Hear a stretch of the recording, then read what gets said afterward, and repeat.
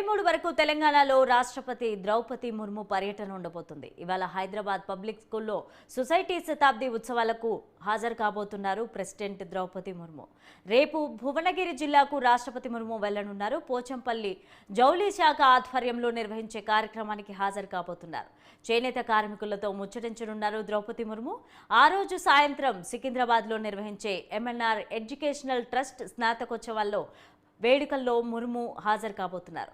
December 21 రాష్ట్రపతి నిలయంలో వివిధ ప్రాజెక్టులను ప్రారంభించనున్నారు ప్రెసిడెంట్. డిసెంబర్ 22న రాష్ట్రపతి నిలయంలో ప్రముఖులను రిసెప్షన్ కలవనున్నారు. అయితే డిసెంబర్ 23న ఢిల్లీని తిరిగి పయనమవుతున్నారు.